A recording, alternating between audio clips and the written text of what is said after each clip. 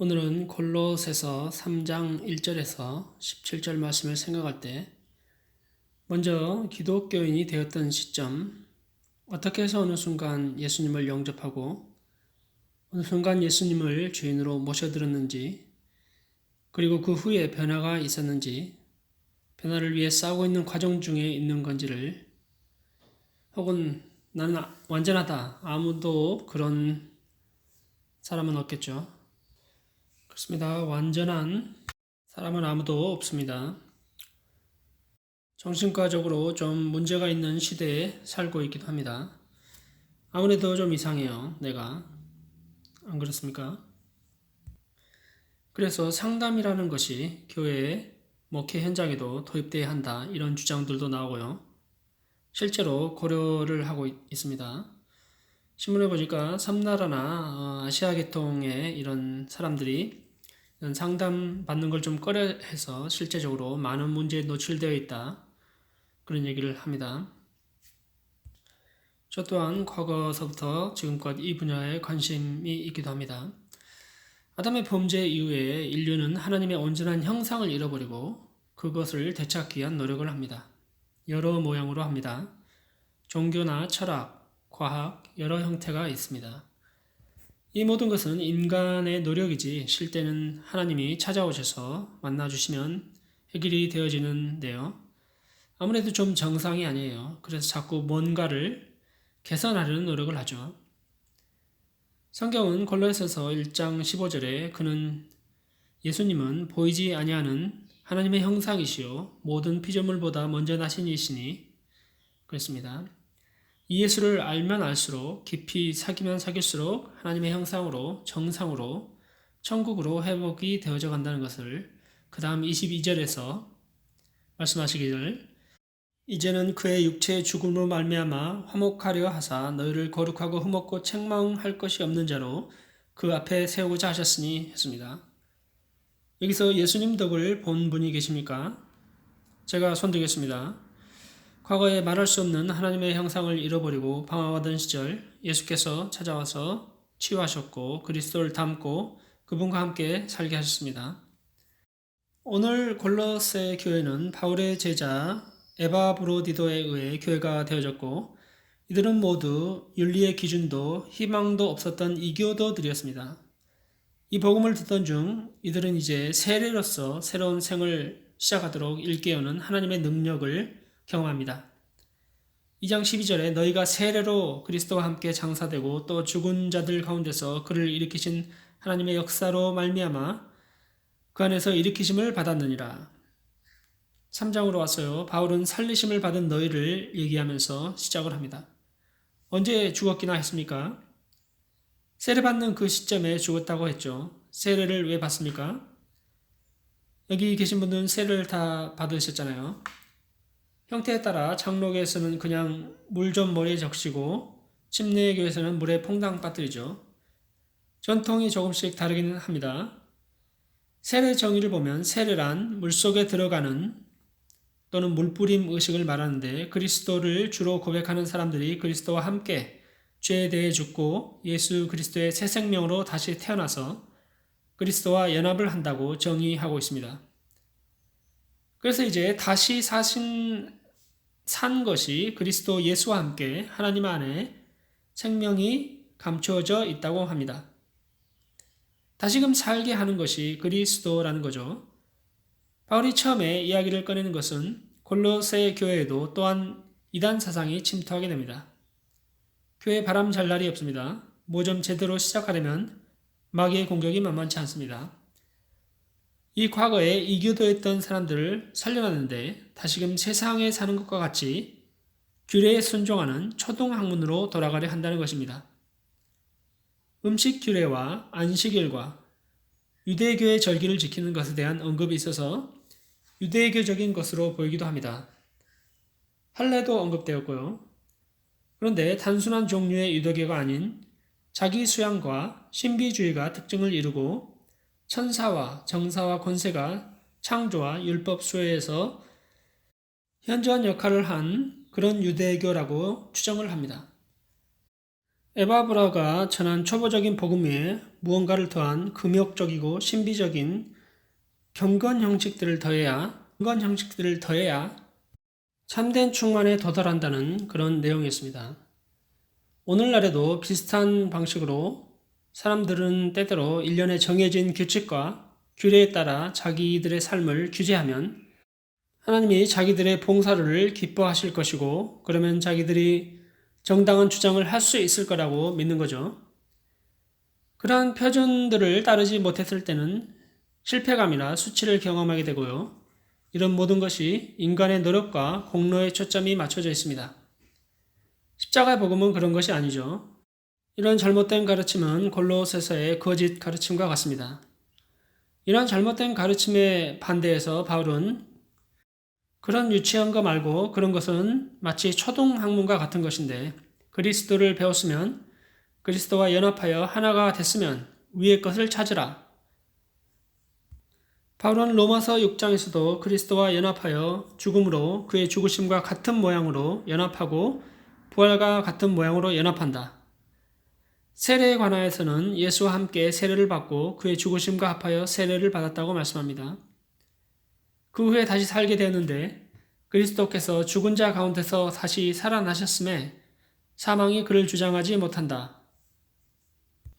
그렇게 말씀하고 있고요. 로마서 6장 11절에 이와 같이 너희도 너희 자신을 죄에 대하여서는 죽은 자요 그리스도 예수 안에서 하나님에 대하여는 살아있는 자로 여길지어다 했습니다. 그럼에도 불구하고 항상 제자리 걸음을 하고 있는 것만 같은 나를 발견합니다. 도대체 내가 예수님을 하나님의 형상을 온전한 사람으로 회복되어져 가는 게 가능한 건가 질문을 해볼 수도 있겠죠. 타란가에 있을 때입니다.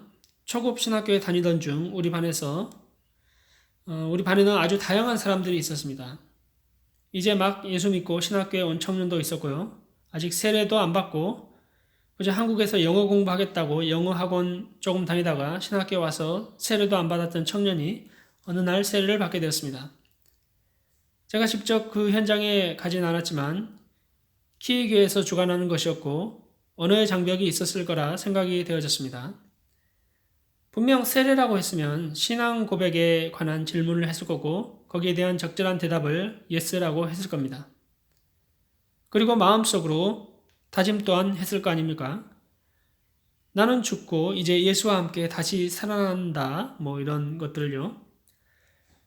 정확한 의미를 알아들었을까 하는 의구심이 있었죠.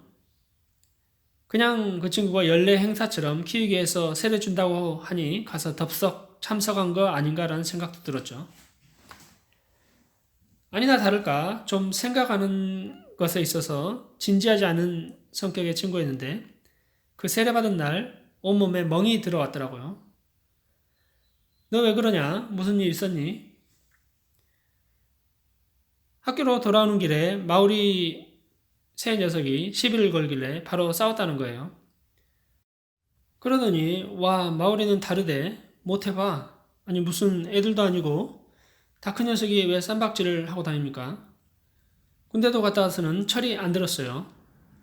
세례를 그냥 의미 없이 형식적으로 받은 걸까요? 아직 자아가 안 죽었어요. 하나도 안 죽었죠. 그 후에도 그 친구는 여러 모양으로 신학교에서 문제를 일으키는 그런 친구였고 결국에는 쫓겨나게 되었죠. 남의 이야기가 할 때가 아니죠. 저 또한 부끄러운 에피소드들이 많이 있습니다. 철이 들었다고 생각했는데 나이가 먹어서도 입에 담지 못할 그런 과거들이 있습니다. 이러한 현상들이 왜 나타나는고 하니 죽었다고 했는데 아직 안 죽은 것처럼 자아가 살아있고 완전하지 않는 자신의 것을 주장과 의지를 펼치고 있는 것이죠. 골로새 교인들처럼요. 자신이 믿고 있는 바 거짓 교사들에게 소개된 이론들을 꼭 붙들고 있으니까요. 이 배경은 약간 포인트와 빗나갈 수도 있겠는데요. 이 사람들은 온전한 복음을 붙들지 못하고 있는 상황이죠. 복음 위에 뭐를 계속 더해갔던 케이스이죠. 근데 자신을 숭배한다는 자아 숭배라는 거죠. 나의 자아가 공격을 받으면 가만히 못 있는 거죠. 자존심에 상처가 나면 스타일이 구겨지는 겁니다. 그러므로 이제 위의 것을 생각하고 땅의 것을 생각하지 말라고 하는데, 여기서의 배경은 거짓 교사들이 추구하는 것, 금욕, 환상, 고행 등이 도움이 된다는 그런 생각과 땅의 것, 즉 옛 질서에 속하고 육에 관한 생애 방향을 포기하는 것을 말합니다. 더 나아가서는 이제 생각하는 차원이 아니라 땅에 있는 지체를 죽이라고까지 합니다. 그 예를 들고 있습니다. 5절에 그러므로 땅에 있는 지체를 죽이라. 곧 음란과 부정과 사욕과 악한 정욕과 탐심이니 탐심은 우상숭배니라. 그래서 이제 이것들로 말미암아 하나님의 진노가 임한다고 말씀합니다. 문자 그대로입니다. 더 이상 해석의 여지가 없습니다. 이러한 죄들을 계속 범하면 하나님의 진노가 지금 현재라도 임할 수 있다는 것을 말씀합니다. 때로는 하나님은 심판을 지금이라도 단행하시기도 합니다. 이 골로새 교인들은 과거에 그렇게 살았습니다. 그러나 이제 이 모든 과거의 행위 습관들을 벗어버리라 쭉 열거됩니다. 분함과 노여움과 악의와 비방과 너희 입에 부끄러운 말, 그리고 마지막으로 거짓말, 이런 것들을 다 벗어버리라. 이 옷을 벗고 입는다는 표현은 고대 세계에 널리 퍼져 있었던 것이며 신비 종교에서도 심참자 봉헌식에 연관시켜서 사용되었다고 합니다. 겉옷을 입는다는 것은 봉헌자가 성화되고 그가 우주의 능력으로 채워지며 신적 생명을 나눠받기 위한 것이라고 합니다. 구약 성경에서도 옷 입는 것에 관한 표현들이 있는데 여기서 바울은 이런 옷들을 벗어버리라. 이런 것들이 다 과거에 예수 믿기 전 행하던 행동 양상들인데 지금도 그러면 안 되지 않냐? 생활에 있어서 이교도적이었던 행동 패턴이라 철학의 지시에 의한 고행을 하는 것이나 미신적인 요소나 이런 모든 것과 함께 위에 언급된 것들을 다 벗어버리고 이미 새 사람을 입었으니 그리스도의 형상을 가졌으니 그렇게 하라 하고 있습니다. 여기서 어떤 위로를 받지 않습니까? 나의 옛 습관과 관련된 죄 때문에 그리스도인이 안 되는 것은 아니구나. 지금이라도 계속 해나가면 되는구나 하고 그렇습니다. 그 가진 형상을 이제 점점 점진적으로 발전해서 형상이 되어져 가는 것이 아니라 창조될 때 형상이 회복됨으로써 이루어진다입니다. 이미 그 형상을 가지고 있는데 고린도후서 4장 16절에 속사람이 날로 새로워진다고 했고 에베소서 3장 16절에 속사람이 튼튼하게 된다고 말씀합니다. 회복을 말씀하고 있습니다. 거기에는 인종의 차별이 전혀 없습니다. 쥐도 없고 계급도 없습니다. 차별이 전혀 없습니다. 그러므로 이제 그 옷을 벗었으니 다시 입어야죠. 옷을 입는데 보니까 긍휼과 자비와 겸손과 온유와 오래 참음의 옷을 입습니다.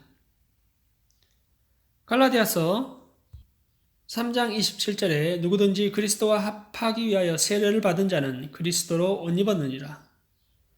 똑같이 이러한 위의 특성들이 그리스도로 옷 입는 것을 말씀합니다. 로마서 13장 14절에도 오직 주 예수 그리스도로 옷 입고 정욕을 위하여 육신의 일을 도모하지 말라 말씀합니다. 이제 그렇게 위의 덕목들로 옷을 입었으면 용서하라고 합니다. 누가 누구에게 불만이 있거든 그리고 사랑을 더하고요. 평강이 마음을 주장하게 하고 감사하는 자가 되라. 말씀이 풍성하게 거하며 모든 지혜로 피차 가르치고 권면하고 시와 찬송과 신령한 노래를 부르며 감사하는 마음으로 하나님을 찬양하고 또 무엇을 하든지 말에나 입에나 다 주 예수의 이름으로 하고 그를 힘입어 하나님 아버지께 감사하라. 우리는 요즘 임하신 천국에 대해 주일날 말씀을 듣고 있는데 그 임한 천국이 그리고 회복된 하나님의 형상을 누리지 못하고 옛것을 벗어버리지 못하고 새 옷을 입지 못한다면 거기가 지옥일 수도 있습니다. 얼마나 괴롭습니까? 하루하루가 웃지 못합니다. 매일 괴롭습니다. 마음이 상해 있습니다. 싫어하고 미워합니다. 옛것, 땅의 것을 벗어버리지 못함이 그런 결과를 낳습니다. 우리는 이제 굉장한 혼란한 시대에 살고 있습니다. 예수 믿는다는 것에 대한 가치관, 신앙, 하나님의 형상을 가지고 있으면서도 그 신앙을 지켜나가는 것에 대한 도전을 받는 시대가 분명합니다. 세상 풍조가 자꾸 괜찮다, 이게 정상이다 라고 각종 미디어나 생활의 모습들이 그 기준에 대한 타협점을 찾습니다.